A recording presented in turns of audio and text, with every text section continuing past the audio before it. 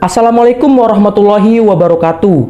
Perkenalkan, kami dari kelompok 1 ingin mempresentasikan hasil kerja kelompok kami mengenai tugas mata kuliah Tata Hukum Pemerintahan dengan dosen pengampu Bapak Nasrullah SH SAG MCL. Pada kesempatan kali ini kami akan membahas satu materi, yaitu mengenai asas-asas umum pemerintahan yang baik dan penerapannya. Sebelum kami melakukan presentasi, ada baiknya kami memperkenalkan diri terlebih dahulu. Perkenalkan, nama saya Cesar Zikri Nur Cahyo dengan NIM 202105200043. Perkenalkan, nama saya Kamila Dewi dengan NIM 202105200027. Saya Rizky Aditya Nugraha dengan nomor induk mahasiswa 202105200021. Perkenalkan, nama saya Nazaruddin Alfarisi dengan NIM 202105200022. Oke, yang pertama, apa sih asas-asas umum pemerintahan yang baik itu?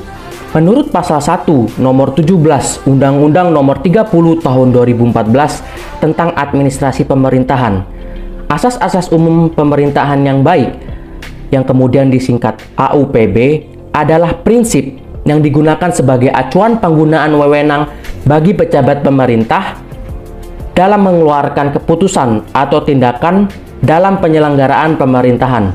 Jadi, ketika pejabat pemerintah ingin mengeluarkan kebijakan, harus memperhatikan AUPB ini agar kebijakannya dapat berjalan dengan lancar ke depannya.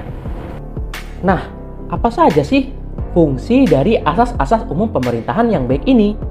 Yang pertama, bagi administrasi negara, AUPB digunakan sebagai pedoman dalam melakukan penerapan terhadap ketentuan perundang-undangan.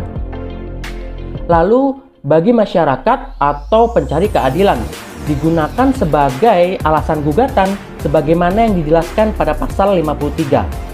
Alasan-alasan yang dapat dijadikan gugatan berdasarkan ayat 1 pasal 53 yaitu keputusan tata usaha negara yang digugat itu bertentangan dengan peraturan perundang-undangan yang berlaku. Lalu, keputusan tata usaha negara yang digugat itu bertentangan dengan asas-asas umum pemerintahan yang baik. Lalu, bagi hakim pengadilan tata usaha negara, yaitu AUPB ini digunakan sebagai alat untuk menguji atau membatalkan keputusan yang berlaku atau dikeluarkan oleh pengadilan tata usaha negara.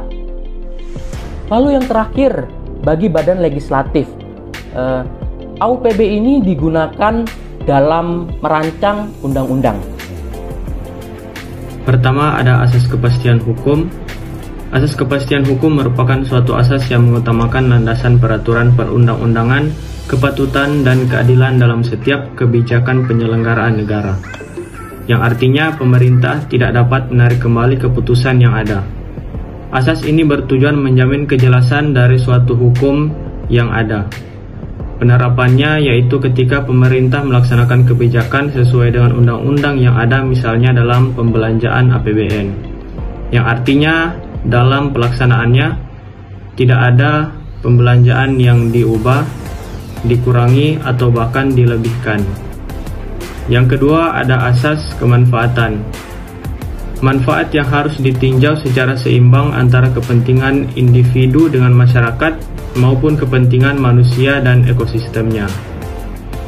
Asas ini bertujuan untuk membuat kebijakan yang harus ada implikasi positif ke depannya kepada masyarakat, terutama untuk jangka panjang.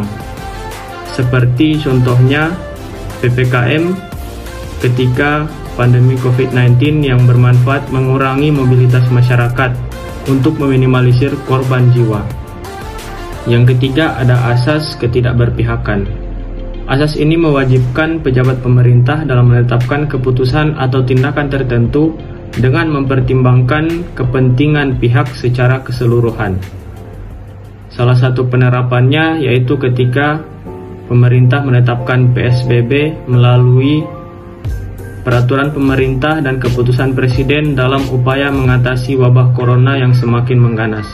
Di situ pemerintah menerapkan asas ketidakberpihakan dengan mempertimbangkan kesehatan sebagai kepentingan utama semua pihak, tanpa ada diskriminasi kepada siapapun atau pihak manapun. Dalam asas kecamatan mengandung arti bahwa suatu keputusan atau tindakan harus didasarkan pada informasi serta dokumen yang lengkap. Keputusan dan tindakan harus dipersiapkan dengan cermat sebelum tindakan tersebut dilakukan. Untuk penerapan pada asas kecamatan adalah ketika pemerintah ingin melakukan pemindahan ibu kota ke Kalimantan, pemerintah masih mempersiapkan dengan cermat tindakan tersebut sebelum dilakukan. Pembahasan selanjutnya ada asas tidak menyalahkan kewenangan. Di dalam asas tidak menyalahkan kewenangan mempunyai arti bahwa asas yang mewajibkan setiap penjabat pemerintah tidak memanfaatkan kewenangannya untuk kepentingan pribadi. Untuk penerapannya, ketika penjabat pemerintah mendapatkan wewenang harus dijalankan sebaik mungkin dan tidak digunakan untuk mengambil kesempatan pada kewenangan. Yang keenam adalah asas keterbukaan. Asas keterbukaan adalah asas yang membuka diri terhadap hak masyarakat untuk mendapatkan akses dan mendapatkan informasi yang benar, jujur, dan tidak diskriminatif tentang penyelenggaraan negara dengan tetap memperhatikan perlindungan atas hak pribadi, golongan, maupun rahasia negara. Penerapannya adalah ketika beberapa waktu lalu pemerintah mengesahkan Undang-Undang Cipta Kerja yang di dalamnya ditemukan beberapa polemik, mulai dari banyaknya versi draft Undang-Undang Cipta Kerja hingga dinilainya diskriminatif terhadap para buruh, serta pengesahan yang waktunya sebelum para buruh melakukan aksi protes dan demonstrasi. Di situ pemerintah sudah mengesahkan Undang-Undang Cipta Kerja. Di situ pemerintah tidak ada keterbukaan sama sekali kepada masyarakat dalam membuat Undang-Undang Cipta Kerja tersebut. Penerapan yang kedua, ketika pejabat melakukan pengadaan barang dan jasa, informasi yang tersedia harus di tempat yang paling mudah dijangkau masyarakat, agar informasinya transparan. Pengadaan yang terjadi di lapangan harus sesuai dengan rancangan anggaran, tidak boleh kurang atau diubah.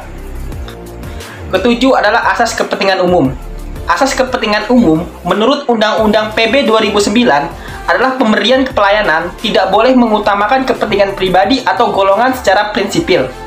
Penyelenggaraan kepentingan umum itu menghendaki agar setiap keputusan yang merupakan perwujudan dari penyelenggaraan tugas pokok pejabat atau instansi selalu mengutamakan kepentingan umum.